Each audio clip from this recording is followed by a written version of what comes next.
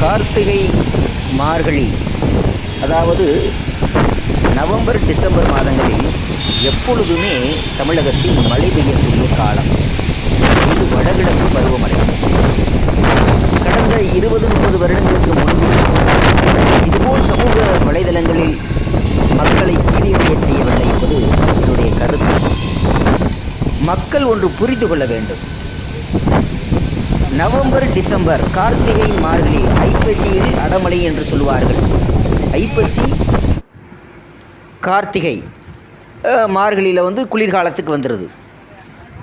இந்த 3 மாதங்களில் மழை காலம். இதை புரிந்து கொள்ள வேண்டும் மக்கள். இந்த மாதத்தில் மழை பெய்தான் ஆக வேண்டும். இது காலத்தினுடைய சூழ்நிலை.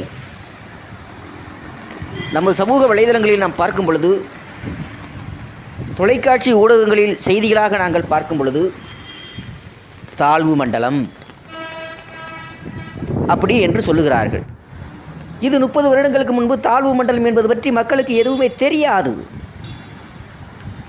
ஆனால் கார்த்திகை மார்கழி இந்த மாதங்களில் மழை பெய்யும் என்று மக்களுக்கு தெரியும். இந்த மாதங்களில் மழை பெய்யும் என்று தெரிந்து கொண்டே அதற்கு முன்கூட்டிய மக்கள் தயார் நிலையில் ஆகிவிடுவார்கள். அடுப்பு எரிப்பதற்கு விறகு சேகரித்து அதை நனையாமல் அதை பாதுகாத்து அந்த மழை காலங்களில் அவர்கள் சமைத்து உண்பார்கள்.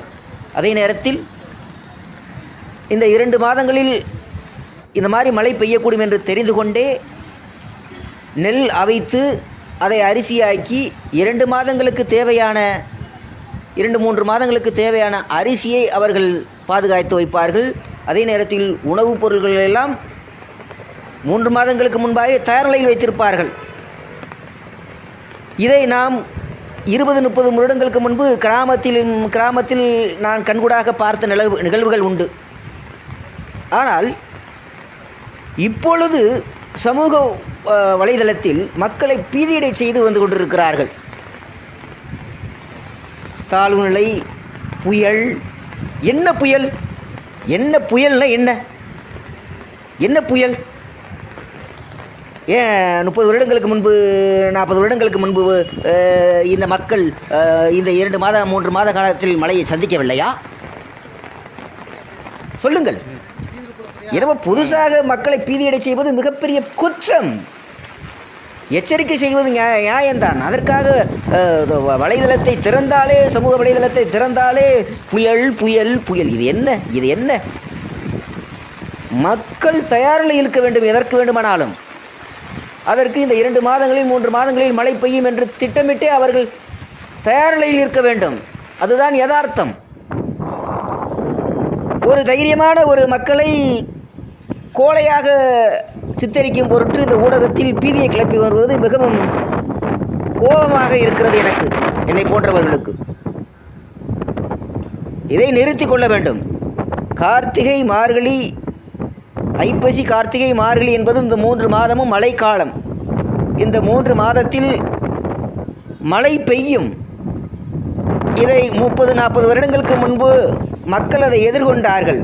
தற்பொழுது ஆக்கிரமிப்பு என்ற சூழ்நிலையில் மக்கள் தொகை பெருக்கெடுத்தின் காரணமாக வீடுகள் அதிகமாகி ஆக்கிரமிப்புகள் அதிகமாக சென்றதால் நீர்வழி பாதைகள் அங்கே மறைக்கப்பட்டுள்ள காரணத்தினால் நீர்கள் பெருக்கெடுத்து வெள்ளம் போல் தேங்கி நிற்கிறது. இது மக்கள் செய்த குற்றம். மக்கள் ஆக்கிரமிப்புகளால் ஏற்பட்ட வெள்ள பாதிப்பு என்பதுதான் கூற வேண்டுமே தவிர இயற்கை சீற்றம் என்று பீதியை கிளப்புவது மிகவும் தவறு. நீர்வழி தடங்களை மறிக்கவோ அபகரிக்கவோ ஆக்கிரமிப்பு செய்யவோ கூடாது என்பதை நமது கடையர் செய்தி பிரிவின் மூலமாக எடுத்து வைக்கிறோம். மக்கள் எச்சரிக்கையாக இருந்து ஆக்கிரமிப்பு செய்யாமல் இருக்க வேண்டும் என்று கேட்டுக்கொள்கிறோம். நன்றி, வணக்கம்.